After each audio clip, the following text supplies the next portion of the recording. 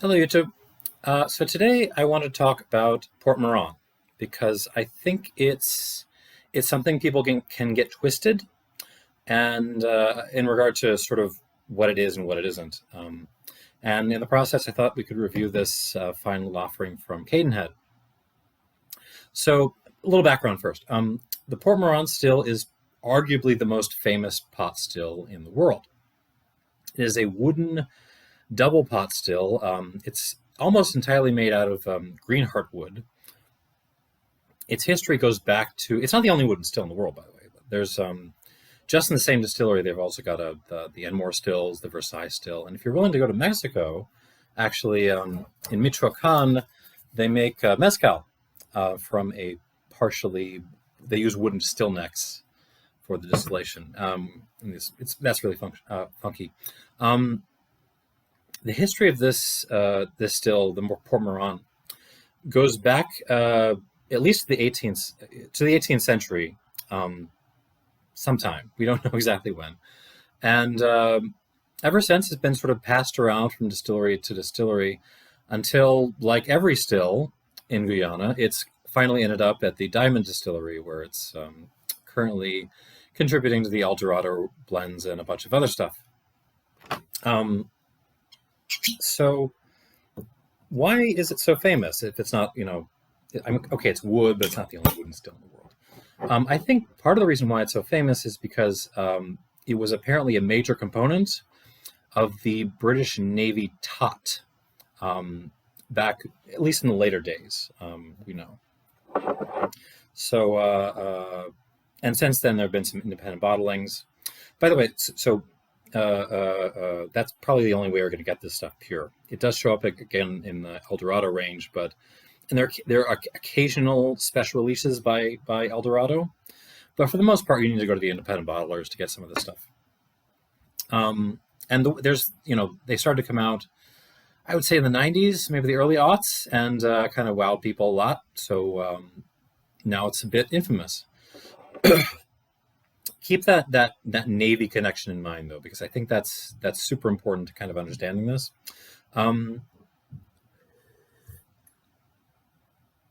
Okay, so you're becoming a little bit of a rum nerd, right? You've put your time in on Barbados,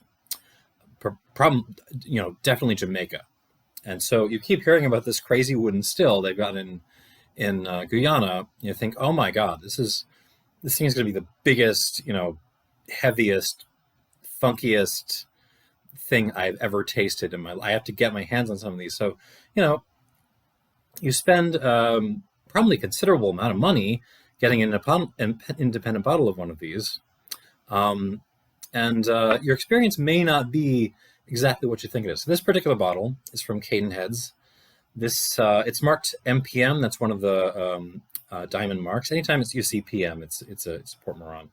I think this one is Maine Port Mourant. I don't know why that matters. Distilled 2003, bottled in March 2018 for 14 years of age, continental aging. I don't know if you can tell by the color. At 59.6% alcohol. So this should, in normal pricing, this would be about $70, which would be a bargain, actually. Unfortunately, it's got the Springbank Cadenhead markup, so at least where I am, it's around 100, which is a different story. Anyhow, so here I am, rum geek, looking for the heaviest, funkiest rum I can possibly try out, and I stick my nose into this, and it is shockingly gentle, actually. It's extremely aromatic, like fruity. It's really, the leading note is kind of a Bosc pear, maybe an apple peel kind of thing. There's a little bit of, fried plantain, fresh motor oil, maybe. Not dirty. This is sort of the stuff fresh out of the jug, or your mobile one or whatever. And some different aromatic smokes going on. There's definitely some sort of Balkan style tobacco. There's a little Latakia going on in there. A little Perique too, which is my personal favorite. some flowers, some, like just field flowers, a little caro, the light kind with a little touch of vanilla in there, not the gross dark kind. Corn syrup,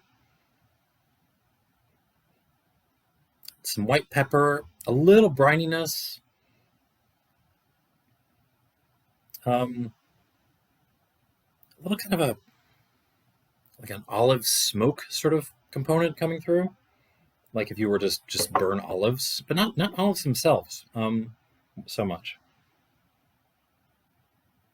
Yeah, extremely light. I mean, the alcohol's coming through because it's almost 60%, but it just smells, kind of creamy and aromatic and floral and nice on the palate.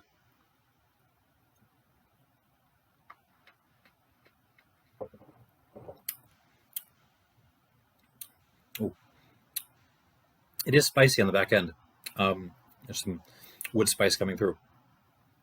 Overall, though, it's again quite delicate, but at the same time very creamy. It's very mouth-filling, and that's not just the alcohol. I think it's the character of the spirit.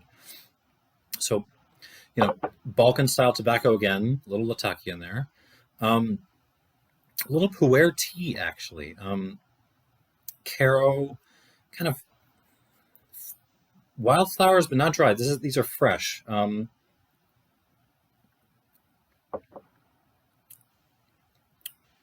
Little, yeah, the wood tannins on the back, like wood spice, white pepper again. Kind of like if you mix together olive oil and brine, that kind of thing. Yeah, there is like a little green olive in here now. So you may be thinking, this isn't what I bought. This isn't what I expected. This is kind of, delicate and soft. Not soft, but, it's not, punching me in the face with, Parliament Funkadelic circa 1974. This is a very different beast from that. Now what I'm going to do is I'm going to leave this, already happening, to sit for just a moment.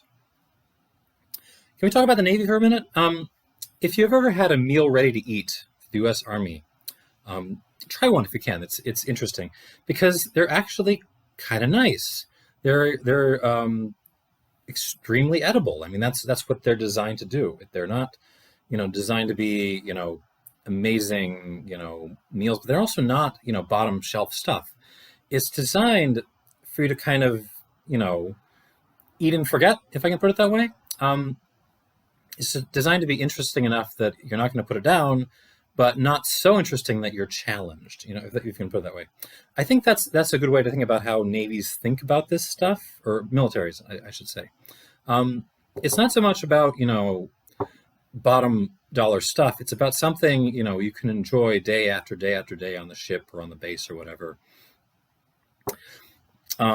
without, getting too tired of it. So it needs to be a little interesting, but it doesn't need to punch. If it's punching in the face, you're going to get tired of it pretty quick. The interesting thing about the Navy taught, I'm not going to talk too much about this, is they didn't take Jamaican rum. They tried to get anything else. I mean, they went to Martinique to the extent they needed something else on occasion. The sort of pot still component they liked to go to was this stuff.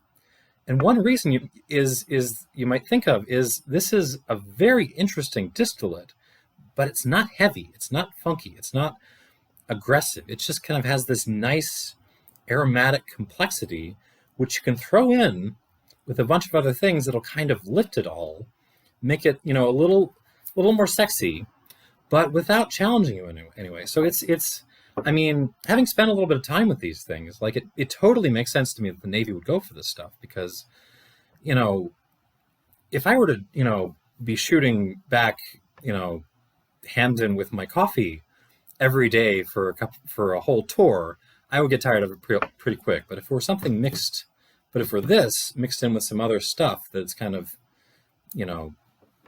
adding charm to, I think I can manage that. So I'm babbling in order to give this thing time to open up, because it does do that.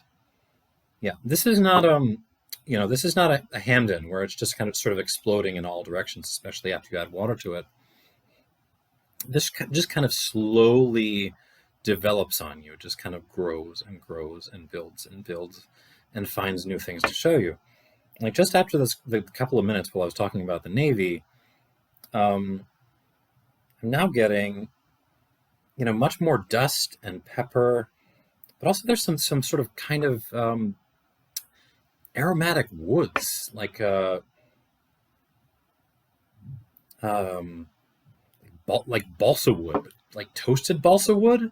Um, yeah, more sort of Balkan tobacco, the perique note again, more brininess, a little more pear. Actual olives are coming through now, sort of green olives. Um, Dried grass, baked pineapple, and there's also like almost a cherry wood or an apple wood note coming through. Just hardwood smoke. No hickory, no oak either, really. But just a ton of hardwood smoke coming through, along with tobacco, and maybe you've got your friend with like a vape thing, and it's got something weird in there.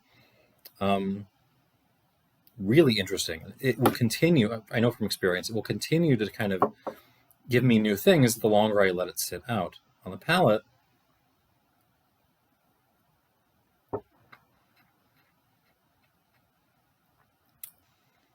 Ooh, much more drying on the back end than before, which I like. I just did like a 45-minute video on how much I like dry things, but it's also fruity and has that same kind of aromatic, woody, smoky thing going on. Um, yeah, Latakia, perique, oranges. Weirdly enough, there's a kind of orangey note. Mhm. Applewood, definitely. Clove, allspice. Um, oh, what the hell is that? Okay, kind of the dried floral thing is still there in force. Allspice, kind of just a straight up cup of Colombian coffee. Like you're in Colombia and someone brings you one of those little cups they bring like every couple of hours. Um,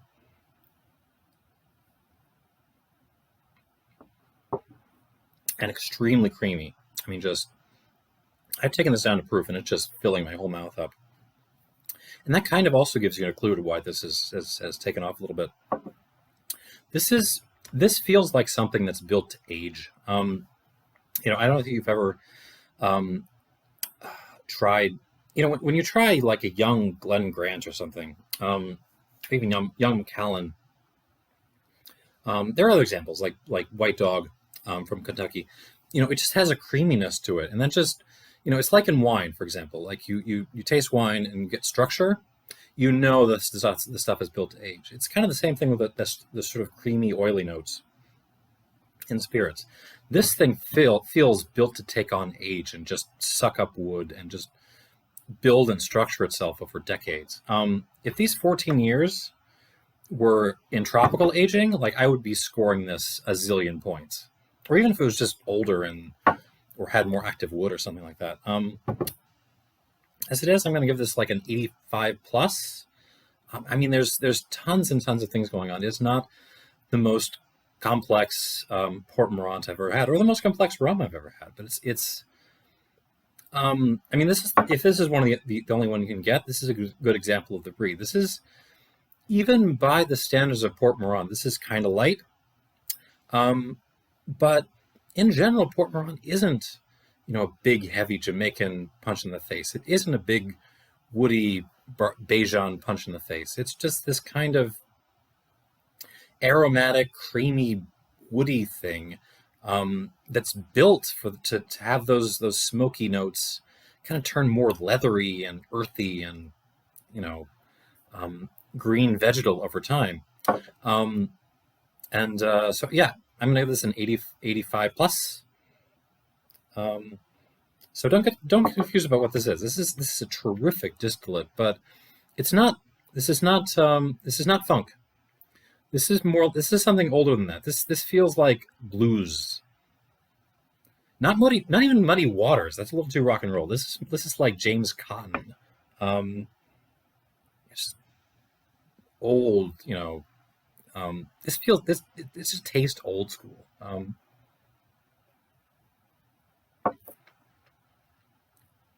And anytime I get Perique in a spirit, I'm happy. Anyways, that's all I gotta say. Go find some Port Mourant, but don't misinterpret what it is. Is all I'm gonna say. Thanks for watching, and cheers.